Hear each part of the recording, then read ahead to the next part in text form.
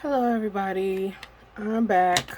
I haven't posted in a while because let me adjust this camera. I don't know what I'm doing here. Go up. That work? Can see a little bit more. Okay, hi everybody. I am back with another video, planning video. I haven't posted in a while because I have been dealing with some health issues since March. Well, I've been dealing with the issues since, I think it's been more than a couple years, but I became aware of them as issues since March. I didn't become aware of them until March. And yeah, so this is my unfiltered channel. I don't mind sharing more than I would normally share. And plus, it's honestly, it's related to ADHD, but I was sent to the emergency room. Well, I had to go to the emergency room in March because I was having some crazy symptoms, and I learned that I was severely anemic. So yeah, March 19th is when I actually ended up at the emergency room. But I wanted to bring this up, share this with you guys, because one of the symptoms that I had was that I was having a really hard time with my cognitive functioning skills. It was hard to think. It was hard to put one and one together to make it equal two.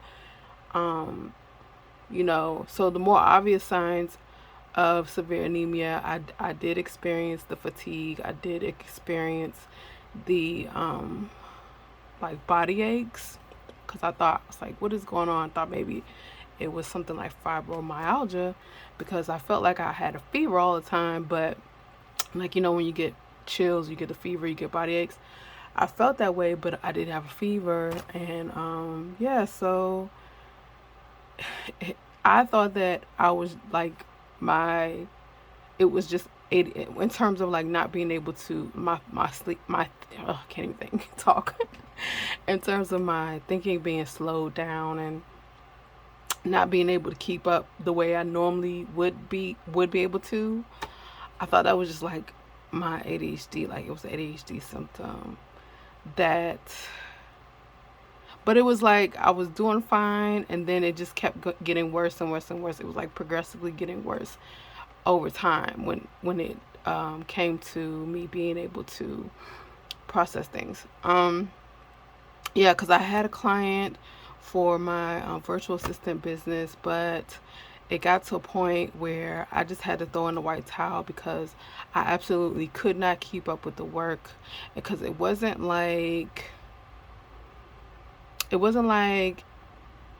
like I didn't have enough energy to keep up with the work. It was like I couldn't understand it all of a sudden. It was like you know, my client would give me a list of things to do, and I would look at it and it would be like alphabet soup. Like the emails didn't make sense to me. I could not figure out what was going on. And so I guess this had been going, like, I started working with my client in January.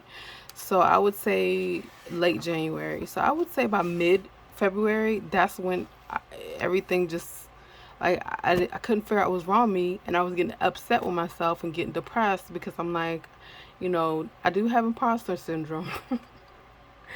So I'm thinking, I'm a fraud. You know, all that stuff that I was able to accomplish in the past, it was all fake. It was all a fluke. It was all luck. This is the real me. I was really being dramatic in that way, but it turns out that I had a valid medical reason for why I could not keep up with the stuff that I normally could. In addition to that, and the only reason why I'm being so candid about this is because once I got to the emergency room and found out that I was severely anemic, which completely not like a part of my, like, that's not something that I had ever worried about or thought about. So it was news, really, it was news to me.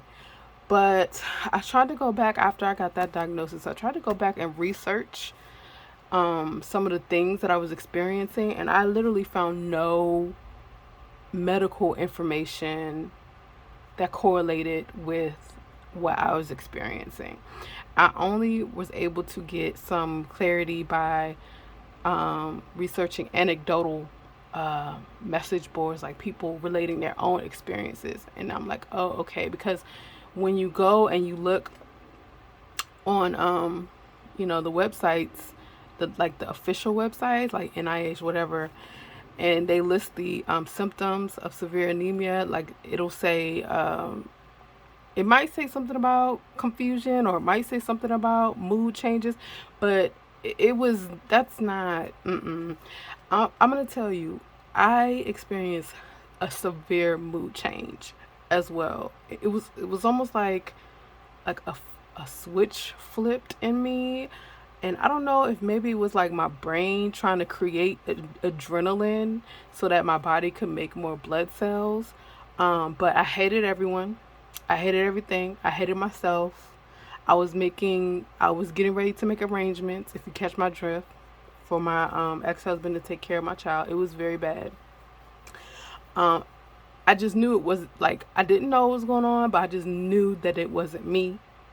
I absolutely knew, because I do have a history of depression, but through medication and therapy, a lot of inner work, I was able to work my way through it, and I hadn't experienced any like depression for at least a year. I was good. I was fine. And like maybe during PMS time, I might have a little bit of depression that I can identify. Oh, okay, I'm experiencing PMS. This is what it is. But this was like out of nowhere, and it was like I was watching myself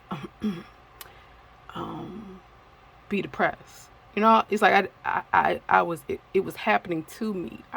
It's like I wasn't depressed. Depression was happening to me. And I know that sounds weird, but I can't describe it any other way. It's like I didn't have an attachment to the depressed feelings. They it was I can't really explain it other than that. Hopefully somebody understands me. And I'm just sharing this because like I said, there's no information online about the mood part and the cognitive effects of anemia. And before I was diagnosed, or before I went to the emergency room, as far as I was concerned, somebody with anemia maybe just got cold. I didn't have any education about it. So I had no idea how badly it could affect a person being able to just function in daily life. But yeah, so I got to the emergency room only because somebody witnessed that something was wrong. And I'm like, no, because the fatigue was really bad. But, I kind of was like attributing the fatigue to like not sleeping, or I thought maybe I was just out of shape. And if you remember, or if you look at my old videos, because I'm sure you won't remember, but if you look at my old videos, you'll see how I mentioned that. I had mentioned that I'm really out of shape, that I can't even, like, I'm starting at not even at the beginning, like before the beginning, is in terms of my cardiovascular health. And now I understand why that is. It's because at that time I was anemic, and not only that, I think I have been anemic for at least a year, if not 2 years, because the first time I noticed that my cardiovascular health was so bad, it was I think it was either 2022 or 2021. I know it wasn't 2023. It was before then. So I thought maybe it was just, from being inactive, But now that I think about it, the way in which my cardiovascular health just declined so rapidly wasn't normal. Like for somebody my age, it really wasn't normal. You know, I would it would make sense for me to like go from being able to go up a hill to like you know, with no problem to like struggling a little bit if I was out of shape, but it went from being able to go up a hill no problem to like having to crawl up a hill and then pray that I don't die when I got to the top. And I'm not even exaggerating. You know, it was like I'm actually, you know, I'm talking about something that actually happened here. You know, I went to a beautiful place that had a hill. It was an outdoor setting. You know, you walk down a really steep hill to get to like the water, and then you had to walk up the hill. And I remember trying to walk up this hill and getting halfway up the hill. I'm huffing and puffing. I'm getting halfway up the hill, and I can no longer walk up it. I have to crawl up it.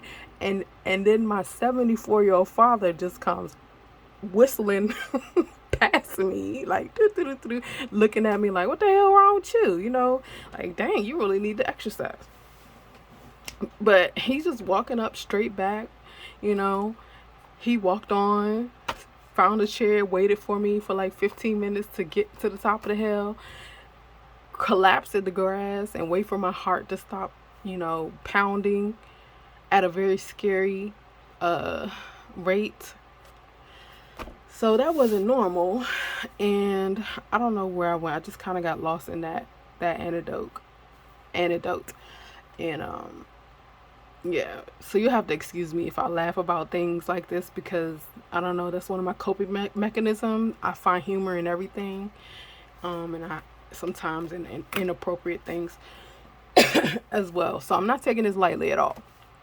But so yeah, so my cardiovascular health has been going. You know, I noticed it was bad. Let me get back on to the point. I noticed that it was bad, but I thought it was just something I needed to do. Like I needed to exercise more, to get my my abilities back. But then on top of that, like I noticed no matter what I would do, it was getting worse. For instance, so I always, you know, I've said on this channel before that I had gradually made my way up to doing 100 squats, but I noticed that each time I would do a squat, this is in hindsight now. I'm looking back because during the time I didn't connect the dots, but when I look back, every time I would do 100 squats, I would be like wiped out just from doing that for like, oh, all of a sudden, oh my God, I'm so tired. I need to lay down and take a nap kind of thing. So anyway, back to the day that it happened. Yeah, so I think I had just gone to the grocery store. And so that was me walking around for like an hour and a half. Before then, I had been experiencing really bad headaches that would not go away with, like Tylenol or whatever. It just wouldn't go away. It would only go away after I had laid down and rested for a really long time. So I had laid down and rested for a really long time. So at this point, I'm experiencing body aches. I'm experiencing really, really bad headaches. I hate everything and everyone. Like I'm super depressed, borderline rageful. Like I said, I think that really was my brain trying to create. I don't know if this is my intuition here. I don't know, but I think it might have been my brain trying to create adrenaline, the anger, so that my bone marrow could make more blood cells. And if I'm wrong about how that works, somebody who knows better, please comment. But so I go to the grocery store and I come and I'm fine when I go there. But by the time I'm done walking around for an hour and a half, I'm like, oh my God, I'm so tired. Like I just need to go home and just rest for a little bit before I start cooking dinner. I make it home and my head is just on fire, like scarily. And it was my neck, it was my whole head. And so I just kind of sat on the couch and collapsed and said, I'm just going to lay here and rest. But it was so bad that I wound up crying. And thankfully, because I said to myself, and you know, it's so funny because when I was headed to the grocery store, I'm still in that like kind of rageful, depressive state. Um, I said to myself, you know what? Something's wrong here. I think something's really wrong because I'm thinking about like end of life stuff, you know. So something is not right. I'm gonna go to the emergency room later after I put my daughter to bed. That was before I went to the grocery store. But by the time I got back from the grocery store, like eh, the pain level was at like a 12. So I'm sitting on the couch and someone comes and they're like, I'll just let you know, my father. He comes and he's like, what the heck is wrong with you? And I'm like, nothing. My head hurts. I'm crying.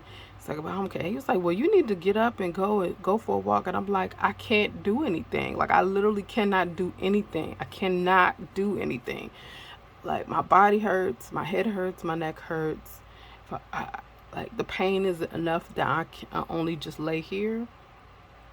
And then he asked me, does the back of my neck hurt? I don't know if that means something. I told him yes, it hurts all the way up my spine and everything. And he was like, no, we need to go now. And I'm like, no, just let me rest for a little bit. I need to make dinner, you know.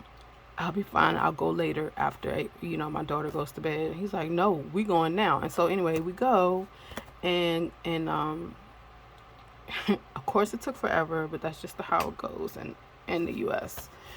Um And so by the end, the doctor comes in and asks me, um, if I have it, like, she's like, did you know you were anemic? And I'm like, no. She was like, well, at the level you're at, we normally give people blood transfusions. And she's like, this is the part that kind of makes me upset. She's like, we normally give people blood transfusions. You're like a point above where we give people the transfusion. So would you like a transfusion? And I'm like, naively, I'm like, no, that's okay. No, thank you. Because the way she offered it to me was like, would you like this vitamin supplement to help you feel better? Like, that's how it was presented to me. I was not aware how, at that point, how life threatening anemia could be. And of course it makes sense. Your everything in your body needs oxygen, and oxygen is carried by your blood cells. And so when you don't have enough, things could get dire. But that's what I found out or learned about research after this whole thing. So that's what I found out. I was anemic. And so then I called my dad to pick me up, because I told him he could go home. I could handle it. While I was waiting, I didn't want him to wait, for hours with me there. And thankfully, he was willing to stay up and wait for my phone call to come pick me up. And I was like, can we go get a burger? Because I just feel like I really need to eat some meat. The burger did help me, by the way. So yeah, that's basically what happened. And then like the next day or two, I had contacted someone who I know has anemia and who has had it for quite a while, and talked to her about like, how to take care of yourself afterward. Oh, let me go back. When I was checked into the hospital, and I think maybe this is also another reason why I wanted to talk about this publicly, is because not only did I not get there's no information about mood changes and cognitive functioning, which obviously makes sense because your brain needs oxygen to work properly. But also, it seems to be that even in the healthcare setting, the medical setting, the connection between the mind and the body isn't there at all. Because when I went there and they asked me what my symptoms were, And I explained to them, about the physical symptoms. And I told them also that I was feeling really depressed and as idle, if you get it. Um, and their response was, well, we don't have the capacity to treat, you know, mental health issues. And so that confused me because I'm like, but so should I have not said that? Because I was like, I'm just explaining it to you because I'm almost 100% sure that the mental and mood changes are directly related to whatever is going on with me physically in my body. Like before the body issues started, I was perfectly fine. When the physical pain and extreme fatigue and all that started, so did the mood changes and mental health stuff. But they were like, well, I don't know, I don't know why you telling me about that. We don't. I mean, I understand when you're a medical professional, you have a protocol that you have to follow. But I really think that they need to include that the mental aspects of some physical diseases into the diagnoses and the protocols, because there is a connection. They are related. For instance, if I had just gone to a psychiatric hospital or a psychiatrist or whoever to address my mental health, my mental needs, they probably wouldn't have asked me anything about my physical symptoms. They would have just treated the mental symptoms. But the mental symptoms and the mood changes were related to something that was happening in other parts of my body. So I don't know. I I don't know. The only person that was able to help me understand the interaction, like confirm that interaction, was, like I said, Googling other people's stories and experiences. The person that I contacted who had dealt with anemia for a while, and also a holistic practitioner, she who also had anemia and was able to say, oh yeah, if you don't address this, it could lead to dementia, because it absolutely has an effect on your cognitive functioning skills. But yeah, so anyway, I spoke to the person who had experience with anemia for years, and when I told her like what my blood count was, she was like, why the hell didn't you get a blood transfusion? That's super serious. She was like, if they're telling you about a blood transfusion, that is super serious, and you may not be able to correct your hemoglobin levels through diet. I'm like, what? Like, why did the doctor offer it to me like it was like some kind of convenience therapy then? you know? I was like, wow, okay, well, all right. Then I'm just gonna, because by that time I had gotten some liquid iron, some crystallized beets to start out with to, do what I could do, because they didn't even, excuse me, well, I can't even say they didn't even, because they could have prescribed me some iron at the emergency room, but maybe their thought was that I would go to my primary care and get it there. Luckily, I have a relative who is a nurse practitioner, and when she heard what was going on, she was like, no, let me call you in some iron and some vitamin C, and that's a blessing. But before all of that, I did get some liquid iron and some crystallized beets, and I started right away with doing what I needed to do. So yeah, this is a really long story. Sorry, I've been talking for 23 minutes. So let's see what else. I would say that things have been improving.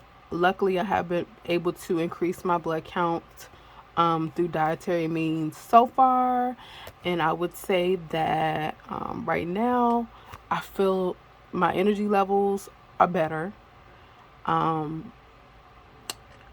After I got out of the emergency room, I was probably at my lowest, and it probably was because they were taking so much blood.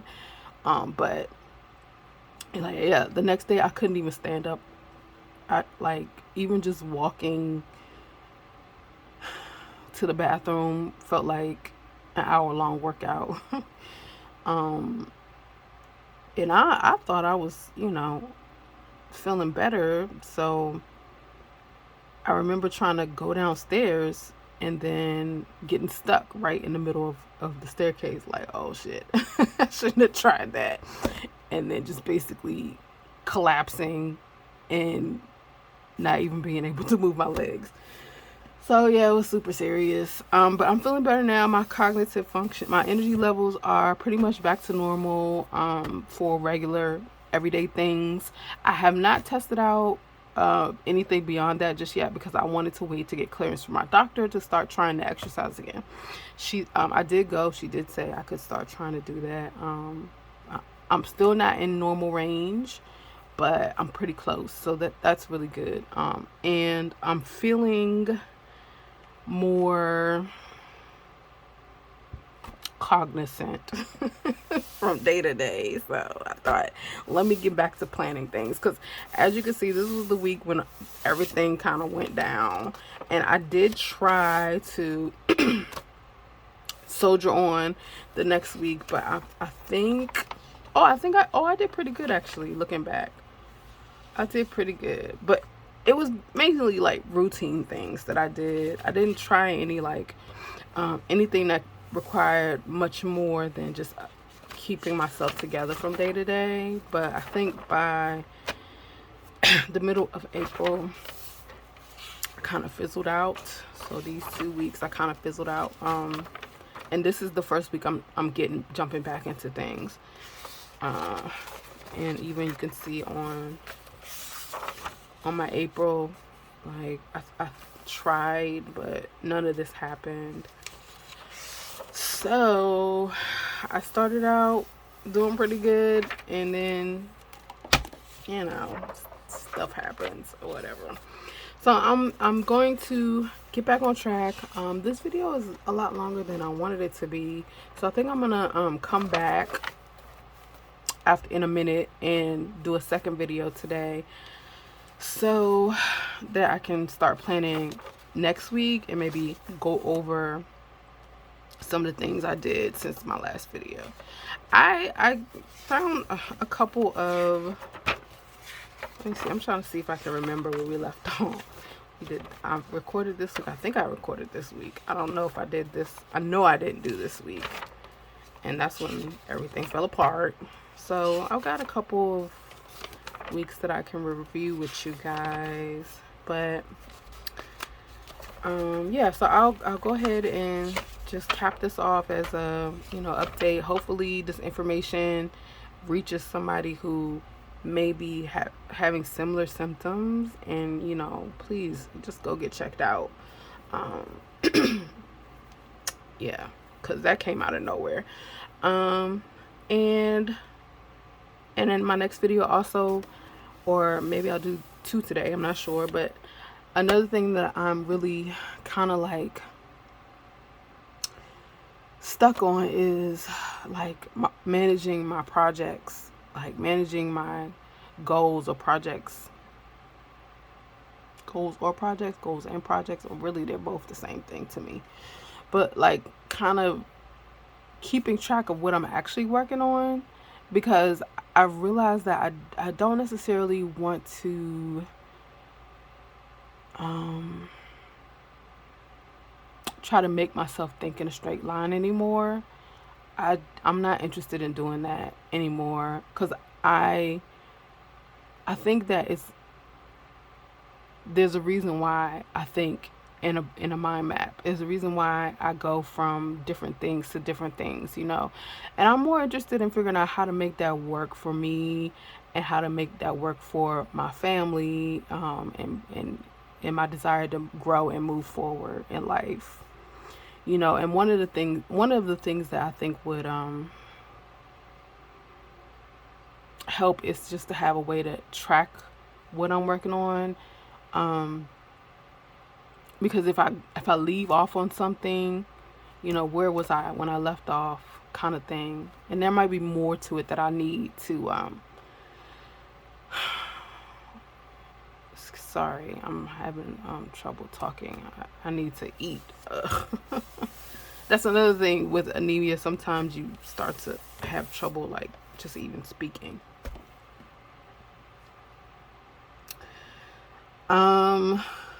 what was I saying? Yeah, so I don't necessarily want to try to force myself to think in a straight line anymore. I really want to learn how to work with my gifts, and my gifts is idea generation. I'm like a monster when it comes to generating ideas, and some people kind of want to besmirk that and say, "Oh, you're just a dreamer," but also like, but what if I could actually make those things into a reality?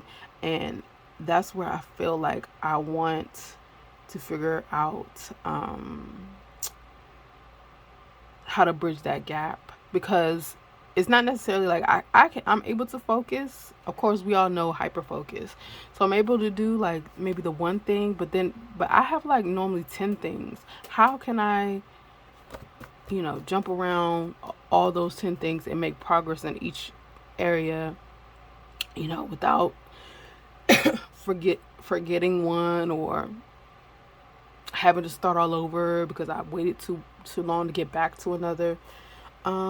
Yeah, so yeah, that's I guess that's it right now. This is my kind of awkward return video for you guys, and I just wanted to give a little update on what's been going on, and all of that. And also I think I want to talk about in my next couple of videos about the concept of the multi potentialite or potentialite, yes, and the twice exceptional adult, because I have just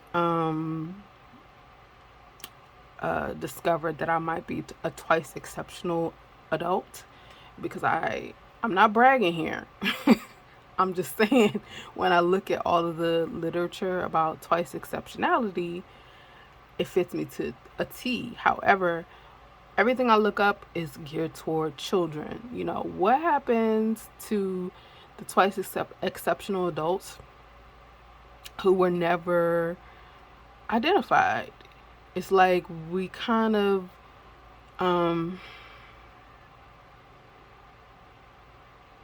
grow up struggling to strengthen our weaknesses by completely and totally forgetting all of the gifts,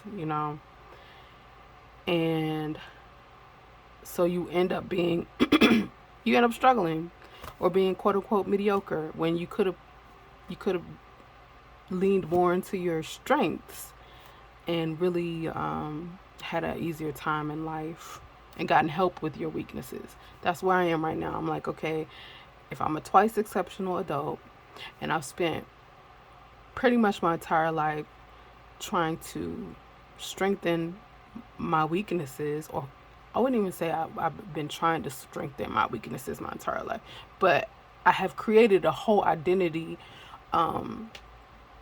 based off of my weaknesses, of what I can't do, what I struggle to, what I need to improve, how I need to get better, that I completely have ignored the gifts that I have and pushed them to the side. And because the things that are gifts to me aren't necessarily things that are valued in society, or I wouldn't even see, what, let me pull that back. They weren't valued among the group of people I was born into or hung out with, and that's just what it is. I'm not going to complain about it, but I would like to kind of fix my mentality about trying to force myself into thinking in a straight line. Like I don't think that's very nice of me to do anymore. It's just not. It's not.